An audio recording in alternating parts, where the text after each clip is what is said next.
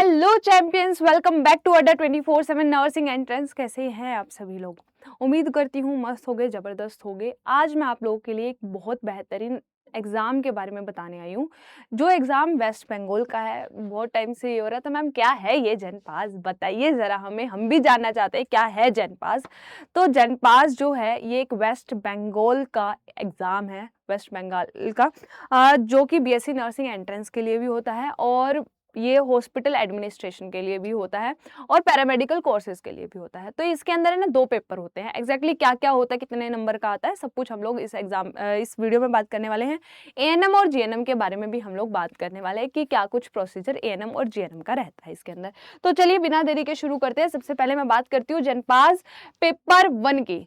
ये जो एग्जाम होता है ये होता है बेसिकली, पहले तो मार्कर चेंज कर लेते हैं। ये एग्जाम जो होता है पेपर 1 ये होता है बीएससी नर्सिंग के लिए, बीपीटी के लिए, बीएमएलटी के लिए, सीसीटी के लिए, ओटीटी के लिए और आरआईटी के लिए, या फिर और कोई पैरामेडिकल कोर्स है तो उनके लिए।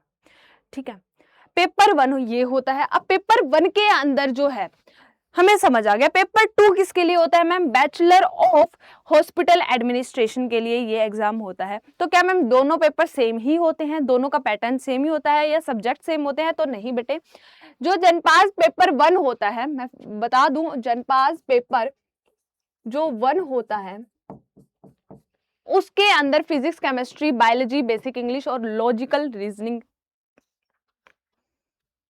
समझ आया? क्या क्या देखने को मिलता है? Physics, chemistry, biology, logical reasoning and basic English आप लोग को देखने को मिलती है। अब इसके अंदर 2 क्वेश्चन के टाइप होते हैं। एक होता है कैटेगरी 1 जिसके अंदर आप लोग को सिर्फ एक क्वेश्चन है, उसका एक ही एमसीक्यू ऑप्शन जो है वो ठीक मिलेगा। और जो कैटेगरी 2 होती है उसके अंदर आप लोगों को 2 से ज्यादा, ये मान लो 1 से ज्यादा, मान लो 2-3 आप लोग को जो ऑप्शन है वो करेक्ट मिलेंगे, मतलब एक गलत मिलेगा या फिर हो सकता है चारों ही ठीक हो। बात समझ आई? तो ये होता है इसके अंदर। तो कैटेगरी 1 के अंदर हम फिजिक्स की बात करें तो 15 क्वेश्चन आते हैं, 5 कैटेगरी 2 में रहते हैं।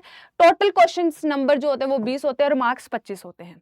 अब यही पैटर्न चलेगा सबके लिए। यहाँ पे 15 केमिस्ट्री के आते हैं, 5 कैटेगरी 2 में आते हैं केमिस्ट्री के, टोटल जो है 20 रहते हैं और 25 नंबर के होते हैं। सेम बायोलॉजी में 15 question category 1, 5 question category 2, 20 number के होते हैं, 20 क्वेश्चन होते हैं और 25 मार्क्स के होते हैं। अगर मैं बात करूं बेसिक इंग्लिश की तो कैटेगरी 1 में 20 क्वेश्चन रहते हैं, कैटेगरी 2 में नहीं रहते हैं। टोटल क्वेश्चन नंबर हो गए 20 और मार्क्स रह गए आपके इसके 20। ठीक है, अगर मैं बात करूं रीजनिंग की, लॉजिकल रीजनिंग की, तो कैटेगरी 1 में 20 क्वेश्चन रहते हैं और इसके जो मार्क्स हैं वो 20 होते हैं, क्वेश्चन भी 20 होते हैं। तो मैं ओवरऑल लगा के बताऊं अगर, तो टोटल क्वेश्चन कितने होते हैं कैटेगरी 1 में? 85 होते हैं। और वहीं पर अगर मैं बात करूं कि कैटेगरी 2 में कितने रहते हैं, तो कैटेगरी 2 में 15 क्वेश्चन रहते हैं। टोटल क्वेश्चन हमारे हो गए 100 और टोटल नंबर हो गए 115, जो कि 115 क्वेश्चन आपको 90 मिनट में करने होते हैं। सॉरी, 100 क्वेश्चन 90 मिनट में करने होते हैं 115 नंबर के। बात समझ आ गई? बताइए, इतना क्लियर है? ठीक है मैम। नेक्स्ट जो आता है आप लोग का आता है पेपर 2 जिसके अंदर आप लोग का सब्जेक्ट जो रहता है, देखो देखो देखो, ये थोड़ा सा, ये जो है यूजी है। ठीक है, जनपास यूजी पेपर 2 जो है ये होता है बैचलर ऑफ हेल्थ एडमिनिस्ट्रेशन के लिए। इसका जो पेपर रहता है हमारा, ये हर जगह ऐसे ही हो रखा है क्या? ठीक है, तो इसके अंदर आप लोग का फिजिकल साइंस रहता है, मैथमेटिक्स रहता है, जनरल नॉलेज, जनरल इंग्लिश और बेसिक इंग्लिश और लॉजिकल रीजनिंग आप लोग के सब्जेक्ट्स रहते हैं। सेम कैटेगरी 1 कैटेगरी 2 रहता है, सेम टोटल क्वेश्चंस रहते हैं, टोटल मार्क्स रहते हैं।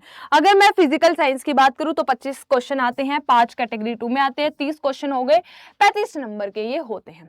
अगर वहीं पे मैं बात करूं मैथमेटिक्स की, 10 क्वेश्चन इसमें आते हैं, 5 क्वेश्चन इसमें आते हैं, टोटल क्वेश्चन हो गए 15 और टोटल मार्क्स हो गए 20। अगर मैं बात करूं जनरल नॉलेज की तो 10 क्वेश्चन कैटेगरी 1 में आते हैं, 5 क्वेश्चन कैटेगरी 2 में आते हैं, 15 क्वेश्चन हो गए, टोटल मार्क्स 20। अगर मैं बात करूं कि मैम बेसिक इंग्लिश, तो कैटेगरी 1 में 20, कैटेगरी 2 में नहीं होता है, तो टोटल क्वेश्चंस भी 20 हो गए और टोटल मार्क्स भी 20 हो चुके हैं। रीजनिंग की बात करें तो 20 कैटेगरी 1 में आते हैं, कैटेगरी 2 में नहीं होते हैं, 20 क्वेश्चन 20 नंबर। तो टोटल अगर क्वेश्चंस की बात करूं तो कैटेगरी 1 में 85, कैटेगरी 2 में 15, टोटल क्वेश्चन 100 हो गए और मार्क्स हो गए 115। 100 क्वेश्चन 90 मिनट में करने हैं 115 नंबर के। बात समझ आ गई सभी को? बताइए जल्दी जल्दी जल्दी। अब वहीं पर अगर मैं बात करूं कि मैम एएनएम की अगर हम लोग बात करें तो इसकी फुल फॉर्म तो सभी को पता होगी, नहीं पता तो मैं बता देती हूँ स्टार्टिंग में ही। ऑक्सिलरी नर्स मिडवाइफरी, इसकी कोर्स की ड्यूरेशन कुछ 2 साल की होती है। एडमिशन जो होता है वो एक एग्जाम के थ्रू होता है, एंट्रेंस एग्जाम, जिसका नाम है WBJEEB ANM and GNM entrance exam. ठीक है जी।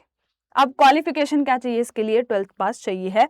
ठीक है, बात समझ आई? क्या मैम हम इसको अप्लाई कर सकते हैं? जी हाँ बिल्कुल, इसका एक एंट्रेंस एग्जाम आप लोग का रहता है। अगर जीएनएम की बात करूं तो जनरल नर्सिंग एंड मिडवाइफरी जो है, ये कोर्स की ड्यूरेशन 3 साल की होती है। इसमें इंटर्नशिप भी होती है 6 महीने की।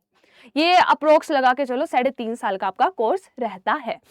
अगर मैं बात करूं एडमिशन की तो सेम WBJEEB के एग्जाम, एंट्रेंस एग्जाम के थ्रू होता है।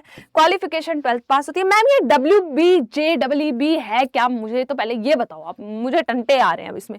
तो ये West Bengal joint entrance examination board है जो कि आप लोग का ये एंट्रेंस एग्जाम कंडक्ट करवाता है। उम्मीद करती हूँ कि आप लोग को जनपास के बारे में जितनी नॉलेज चाहिए थी वो आप लोग को मिल चुकी होगी। साथ में मैंने 2 एग्जाम और बता दिए हैं, एएनएम और जीएनएम के। अगर फिर भी कोई डाउट बचता है तो कमेंट सेक्शन आप लोगों के लिए है, मैं रिस्पॉन्ड करती हूँ। जिन बच्चों को ये डाउट रहता है कि मैम रिस्पॉन्ड नहीं करते, नहीं ऐसा नहीं है, मैं रिस्पॉन्ड करती हूँ। ठीक है, तो अगर ऐसी ही इंफॉर्मेटिव वीडियोस चाहिए हैं तो चैनल को सब्सक्राइब कर लीजिए, वीडियो को लाइक कर देना, और मिलते हैं हम लोग अपनी नेक्स्ट वीडियो में। राम राम, वैसा रहना।